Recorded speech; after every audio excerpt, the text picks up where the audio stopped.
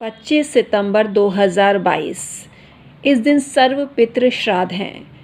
इस दिन आप पितरों को प्रसन्न कर सकते हैं। जाते जाते पितृ आशीर्वाद देके जाएंगे। ये 1 चम्मच दूध से ये उपाय कर लें, इससे आपको मनोवांछित फल मिलेंगे। कैसे करना है, क्या करना है, आज के वीडियो में हम आपको जानकारी देने जा रहे हैं। हम हैं एस्ट्रोलॉजर डॉक्टर उमाश्री। हमारे चैनल में आपका स्वागत है, जो कि आपका अपना ही चैनल है। आपके प्यार और दुलार की वजह से ये चैनल बहुत ग्रो कर रहा है। इसी तरह से अपना सपोर्ट बनाए रखें, हमारी आपसे रिक्वेस्ट है। आइए आज का वीडियो शुरू करते हैं, जो आपके बहुत काम का है। जानकारी पसंद आए तो लाइक करें, चैनल को सब्सक्राइब करें और ज़्यादा से ज़्यादा शेयर करें। शेयर करने से आपको पुण्य लाभ मिल सकता है।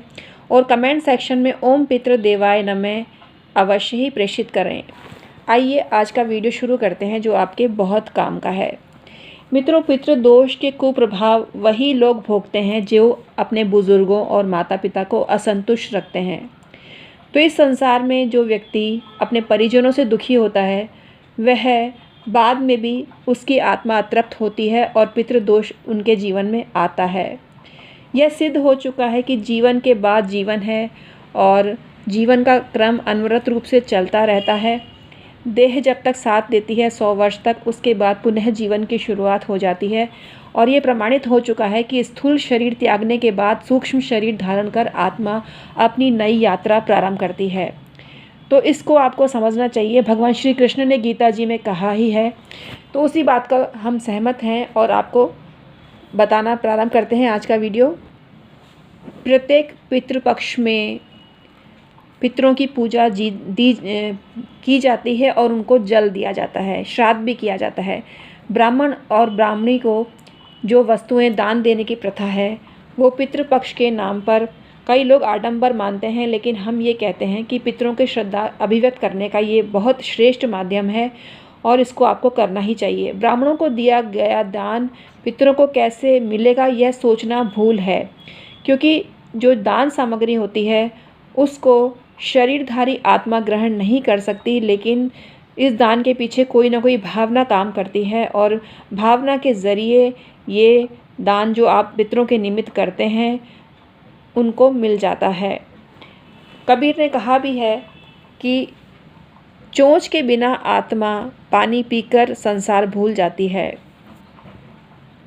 तो आपका जो ग्रह का रसोई घर होता है और उसमें जो परिंदा का स्थान होता है, वो पितृदेव के निमित्त निर्धारित होता है। पितृदेव के निमित्त आप शुद्ध घी का दीपक जलाते हैं तो आपको ज़बरदस्त फ़ायदा मिलता है।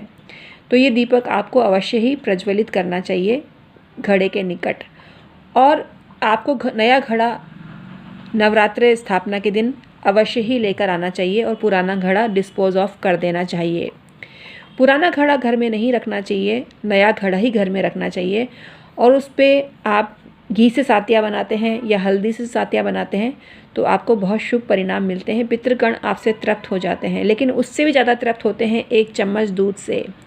1 चम्मच दूध आपको लेना है और शक्कर से मीठा आप करके भी दूध ले सकते हैं।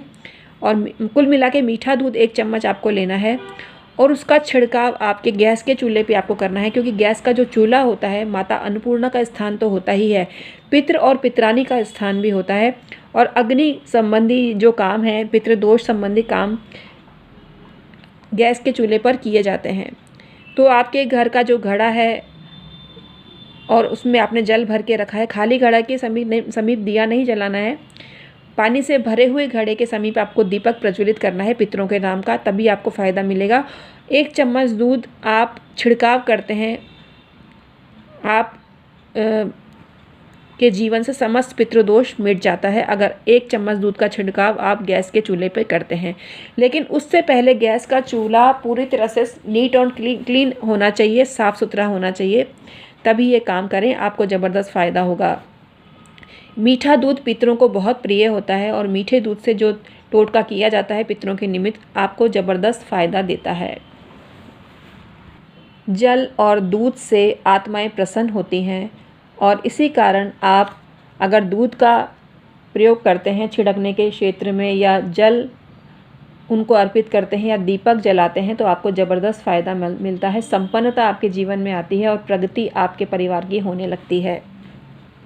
जब आप मटके के समीप भरा हुआ जो मटका होता है जल से और उस पे आप दीपक जलाते हैं तो अपने पूर्वजों को आप संतुष्ट करते हैं, पूर्वज आपसे संतुष्ट होते हैं और पूर्वज संतुष्ट होकर आपको आशीर्वाद देके जाते हैं और सुखी संपन्नता का वरदान आपको देके जाते हैं।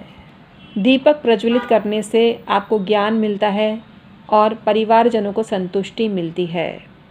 आप पितृदेव का आह्वान भी कर सकते हैं और कह सकते हैं, हे पितृदेवता, मैं आपका आह्वान करता हूँ और आपको एक दीपक अर्पित करता हूँ। यदि मुझसे कोई भूल चूक हो गई हो तो क्षमा करें और आपने जो जल उनको अर्पित किया है या दूध अर्पित किया है उसी से वो पी के तृप्त हो जाएं और दीपक के सहारे, दीपक के प्रकाश के सहारे अंधकार को पार कर जाएं। आप दीपक देव से भी प्रार्थना कर सकते हैं। आप कह सकते हैं, हे देव देवता, मैं आपसे प्रार्थना करता हूँ कि अंतरिक्ष में भटक रहे मेरे पितृगणों की आत्मा को दिव्य आलोक से स्वर्ग का मार्ग दिखाएं, ताकि हमारे पितरगण स्वर्ग मार्ग से बढ़ सकें और प्रसन्न होकर अपनी कृपा की वर्षा हमारे ऊपर कर सकें।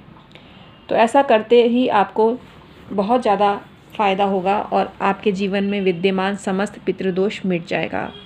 आप करके देखिएगा। सर्व पितृ श्राद्ध अमावस्या को बहुत मायने रखता है और इसको आपको अवश्य ही करना चाहिए। पितरों को प्रसन्न करने का एक बहुत बड़ा माध्यम है ये, और पितृ जिस घर पे प्रसन्न हो जाते हैं उस घर में कोई कष्ट कभी भी नहीं आता। सब लोग सुखपूर्वक जीवन व्यतीत करते हैं। तो 1 चम्मच दूध से ये उपाय कर दीजिए, आपको ज़बरदस्त फ़ायदा मिलेगा। आज का वीडियो हम समाप्त करते हैं। अगर आपको पसंद आया हो तो लाइक करें, शेयर करें, जिससे आपको पुण्य लाभ मिल सके, और चैनल को सब्सक्राइब करना मत भूलिएगा। तो आज का वीडियो हम समाप्त करते हैं। Thank you so much.